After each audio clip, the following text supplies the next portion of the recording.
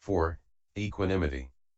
88. One who wants to develop equanimity must have already obtained the triple or quadruple jhana in loving kindness, and so on.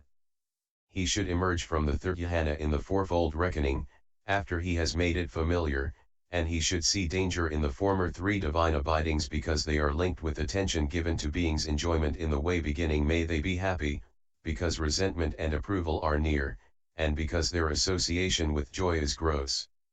And he should also see the advantage in equanimity because it is peaceful. Then he should arouse equanimity, upekkha, by looking on with equanimity, ajñupekkhitva, at a person who is normally neutral, after that at a dear person, and the rest. For this is said, and how does a bhikkhu dwell pervading one direction with his heart endued with equanimity? Just as he would feel equanimity on seeing a person who was neither beloved nor unloved, so he pervades all beings with equanimity, Vibhi 275. 89. Therefore he should arouse equanimity towards the neutral person in the way already stated. Then, through the neutral one, he should break down the barriers in each case between the three people, that is, the dear person, then the boon companion, and then the hostile one, and lastly himself.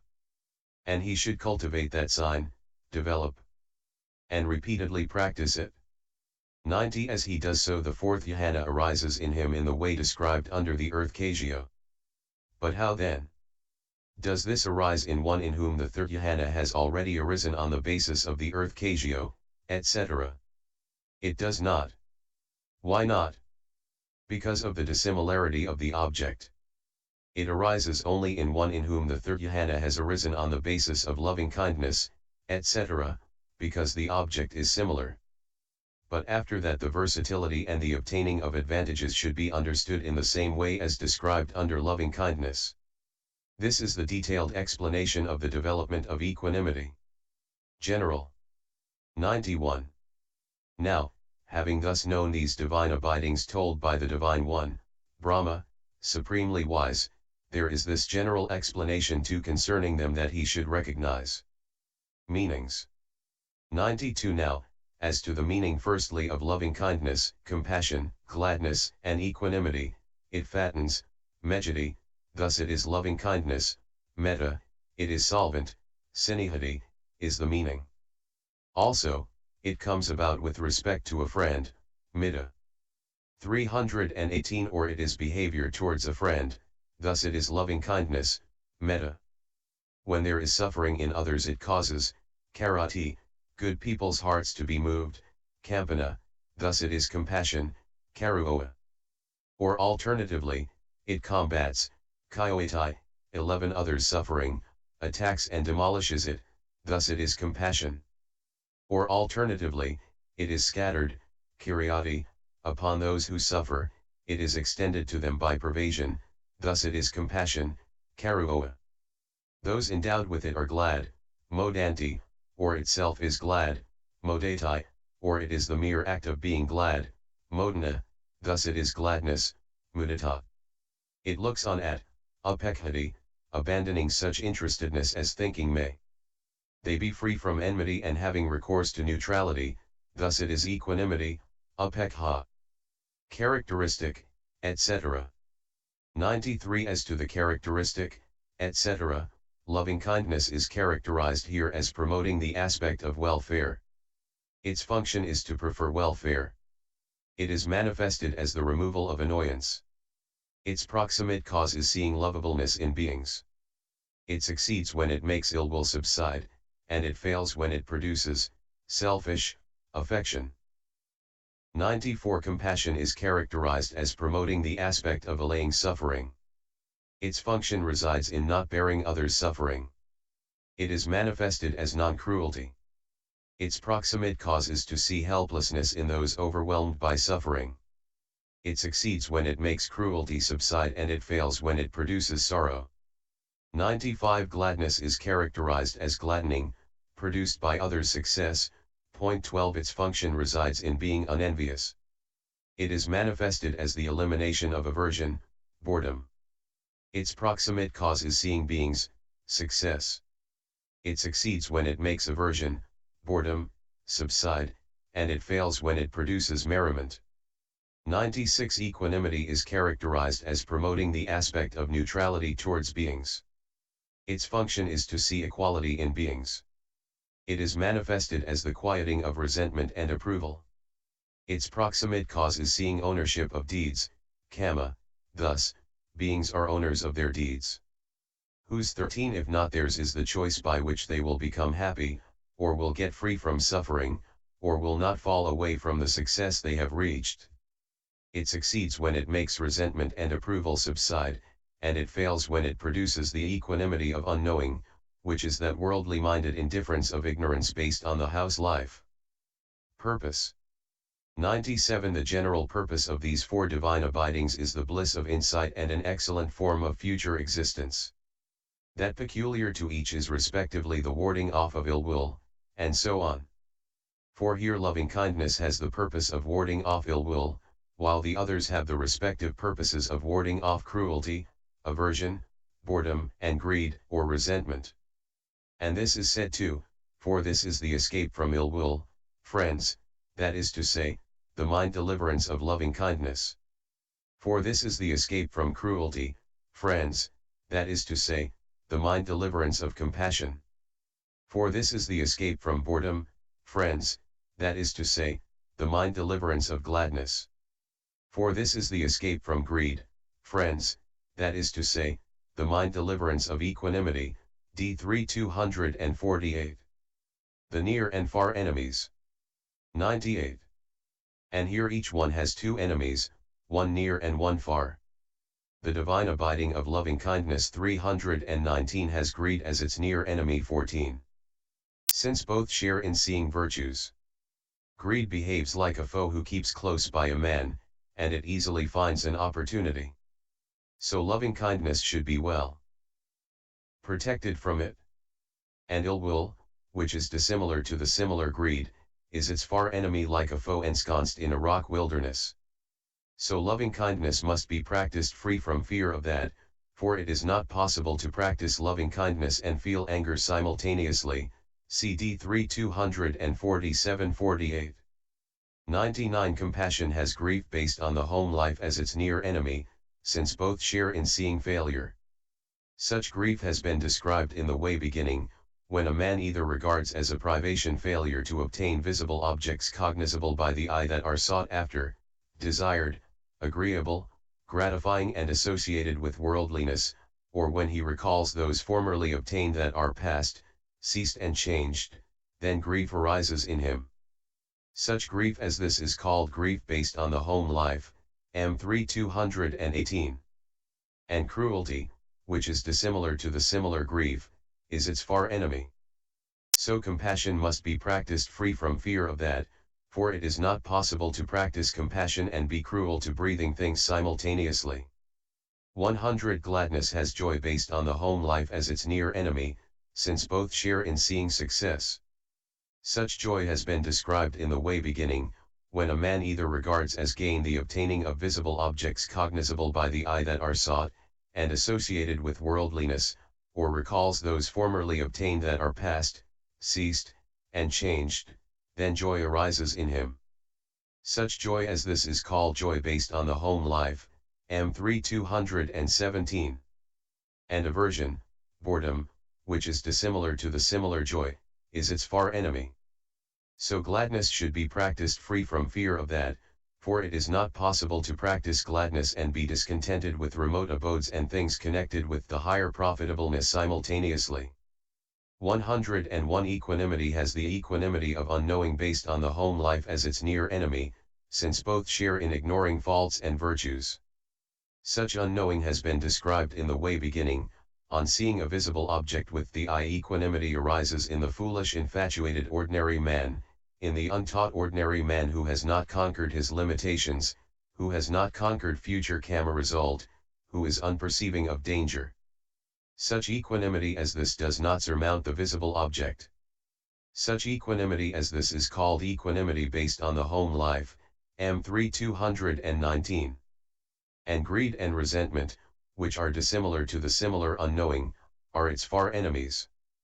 Therefore equanimity must be practiced free from fear of that, 324 It is not possible to look on with equanimity and be inflamed with greed or be resentful 15 simultaneously.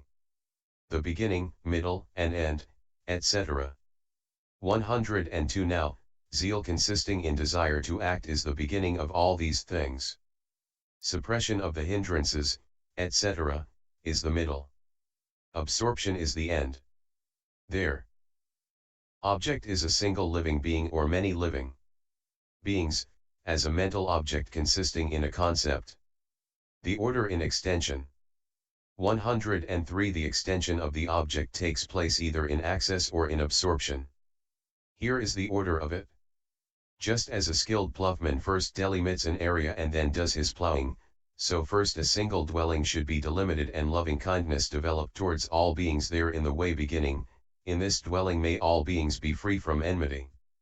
When his mind has become malleable and wieldy with respect to that, he can then delimit 2 dwellings. Next he can successively delimit 3, 4, 5, 6, 7, 8, 9, 10, 1 street, half the village, the whole village, the district, the kingdom, 1 direction, and so on up to 1 world sphere, or even beyond that, and develop loving kindness towards the beings in such areas. Likewise with compassion and so on. This is the order in extending here. The outcome. 104 Just as the immaterial states are the outcome of the Kajyoas, and the base consisting of neither perception nor non-perception is the outcome of concentration, and fruition attainment is the outcome of insight, and the attainment of cessation is the outcome of serenity coupled with insight, so the divine abiding of equanimity is the outcome of the first 3 divine abidings. For just as the gable rafters cannot be placed in the air without having first set up the scaffolding and built the framework of beams, so it is not possible to develop the 4th, jhana in the 4th divine abiding, without having already developed the 3rd jhana in the earlier, 3 divine abidings. 4 questions. 105 And here it may be asked, but why are loving kindness, compassion, gladness, and equanimity, called divine abidings? And why are they only 4? And what is their order? And why are they called measureless states in the Abhidhamma? 106 It may be replied, the divineness of the abiding, Brahmaviharata, should be understood here in the sense of best and in the sense of immaculate. For these abidings are the best in being the right attitude towards beings. And just as Brahma gods abide with immaculate minds, so the meditators who associate themselves with these abidings abide on an equal footing with Brahma gods. So they are called divine abidings in the sense of best and in the sense of immaculate. 321. 107 Here are the answers to the questions beginning with why are they only 4. Their number 4 is due to paths to purity and other sets of 4, their order to their aim as welfare and the rest.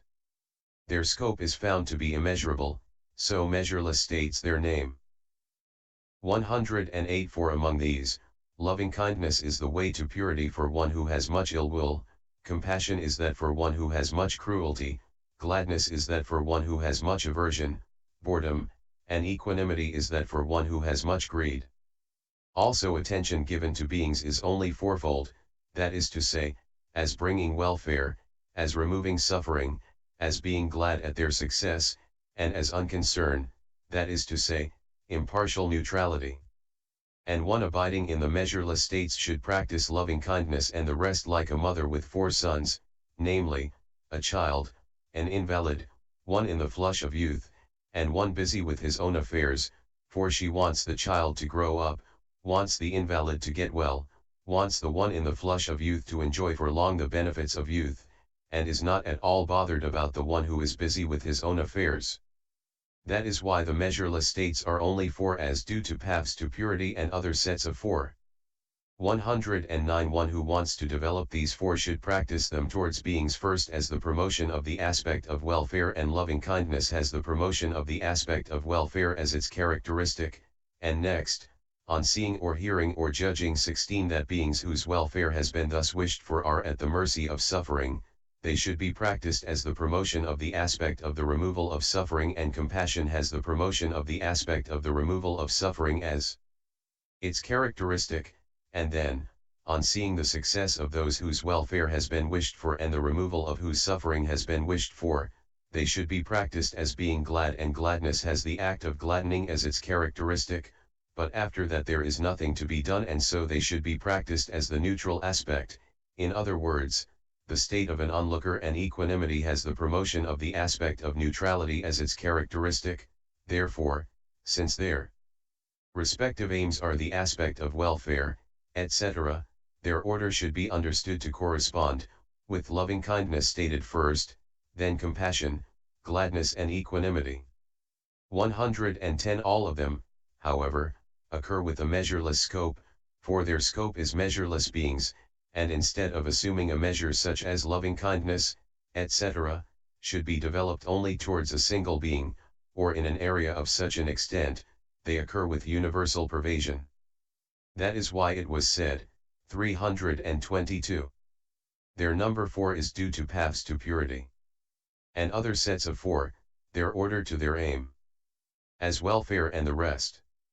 Their scope is found to be immeasurable, so measureless states their name. As producing 3 jhanas and 4 jhanas. 111 Though they have a single characteristic in having a measureless scope, yet the first 3 are only of triple and quadruple jhana respectively in the fourfold and fivefold reckonings. Why?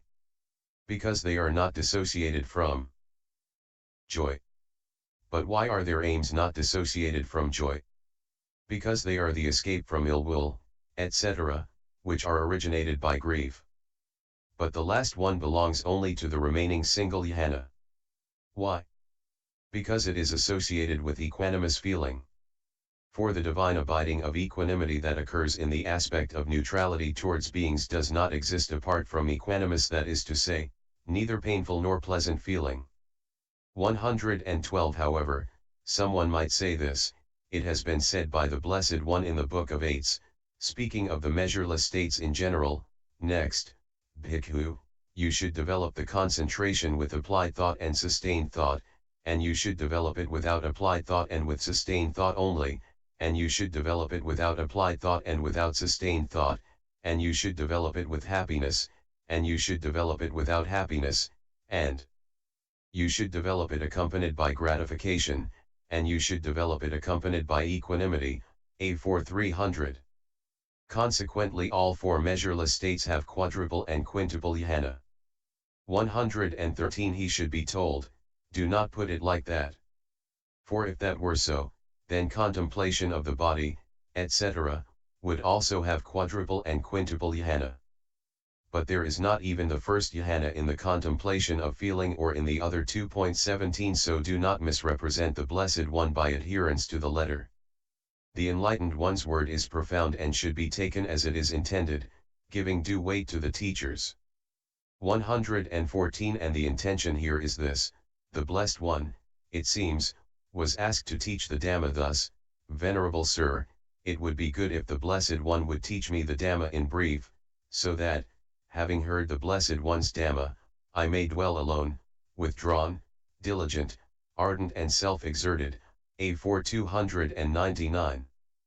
But the Blessed One had no confidence yet in that Bhikkhu, since although he had already heard the Dhamma he had nevertheless gone on living there instead of going to do the ascetic's duties, and the Blessed One expressed his lack of confidence thus, so too, some misguided men merely question me, and when the Dhamma is expounded to them, they still fancy that they need not follow me. A4 299. However, the Bhikkhu had the potentiality for the attainment of arahantship, and so he advised him again, 323 saying, Therefore, Bhikkhu, you should train thus, my mind shall be steadied, quite steadied internally, and arisen evil unprofitable things shall not obsess my mind and remain. You should train thus, A4 299. But what is stated in that advice is basic concentration consisting in mere unification of mind 18 internally in the sense of in oneself, CCH 14, and 75. 115 After that he told him about its development by means of loving kindness in order to show that he should not rest content with just that much but should intensify his basic concentration in this way, As soon as your mind has become steadied, quite steadied internally, bhikkhu, and arisen evil unprofitable things do not obsess your mind and remain, then you should train thus, the mind deliverance of loving kindness will be developed by me, frequently practiced, made the vehicle, made the foundation, established, consolidated, and properly undertaken. You should train thus, bhikkhu, A4 299 300, after which he said further, as soon as this concentration has been thus developed by you, bhikkhu 19 and frequently practiced, then you should develop this concentration with applied thought and sustained thought, and you should develop it accompanied by equanimity, A4 300. 116 The meaning is this, bhikkhu, when this basic concentration has been developed by you by means of loving kindness, then, instead of resting content with just that much, you should make this basic concentration reach quadruple and quintuple jhana in other objects by further developing it in the way beginning with applied thought. 117 And having spoken thus, he further said, as soon as this concentration has been thus developed by you, bhikkhu, and frequently practiced, then you should train thus, the mind deliverance of compassion will be developed by me, A4 300, etc., pointing out that you should effect its further development by means of quadruple and quintuple jhana in other objects, this further development being preceded by the remaining divine abidings of compassion and the rest. 118 Having thus shown how its further development by means of quadruple and quintuple jhana is preceded by loving kindness, etc., and having told him, as soon as this concentration has been developed by you, bhikkhu, and frequently practiced, then you should train thus, I shall dwell contemplating the body as a body, etc.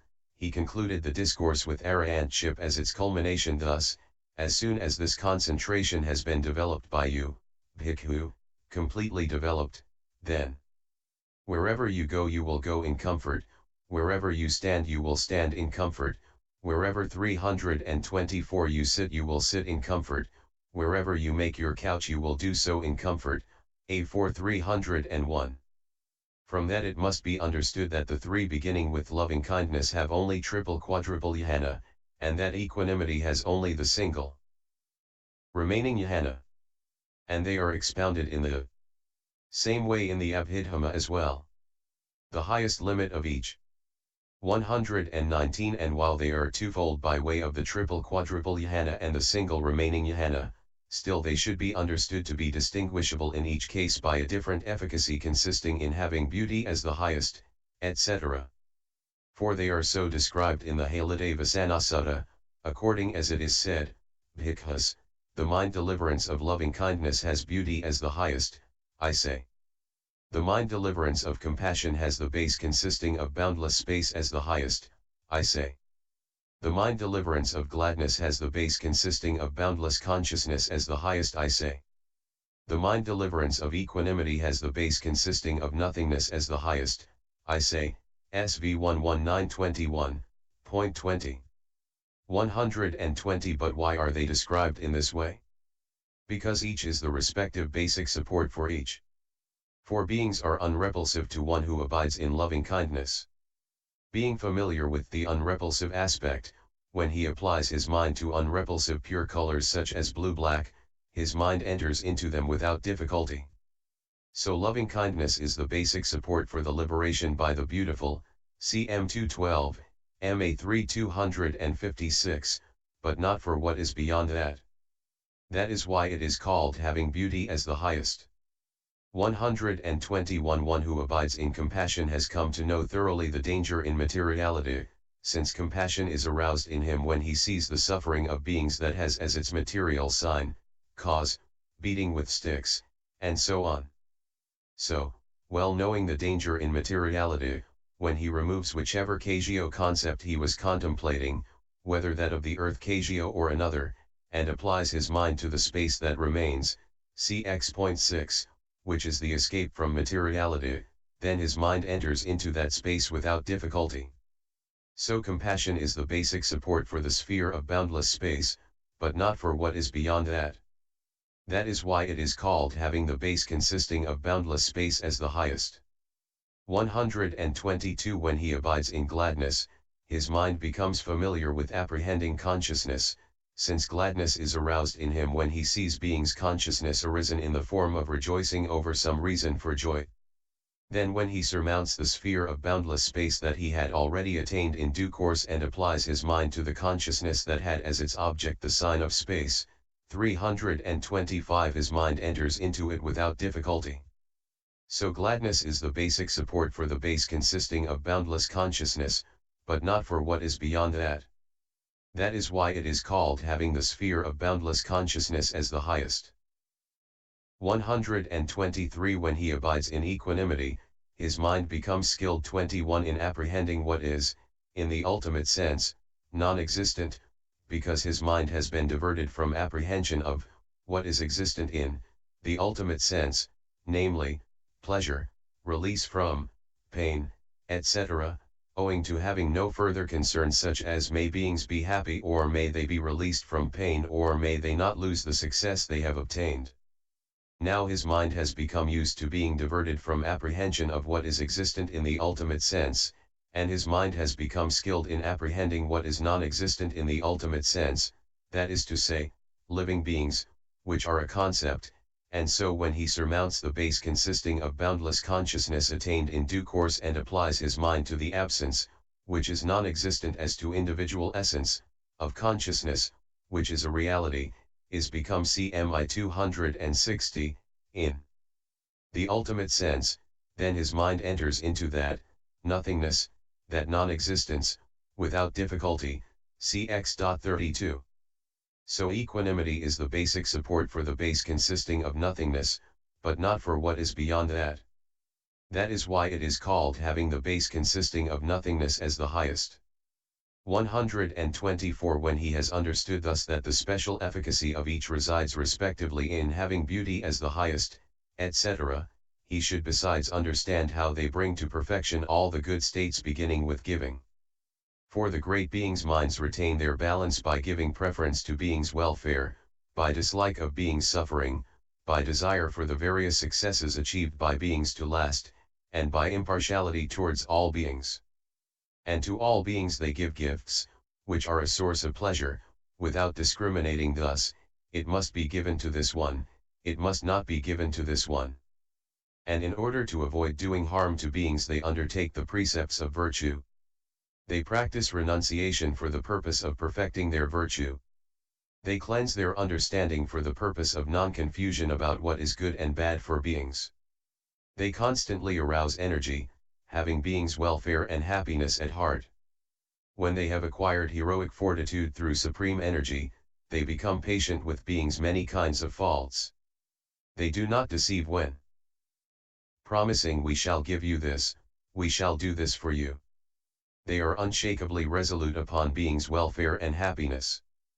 Through unshakable loving kindness they place them first before themselves. Through equanimity they expect no reward. Having thus fulfilled the 10 perfections, these divine abidings then perfect all the good states classed as the 10 powers, the 4 kinds of fearlessness, the 6 kinds of knowledge not shared by disciples, and the 18 states of the enlightened. 1.22 This is how they bring to perfection all the good states beginning with giving. The 9th chapter, called The Description of the Divine Abidings in the Treatise on the Development of Concentration in the Path of Purification, composed for the purpose of gladdening good people.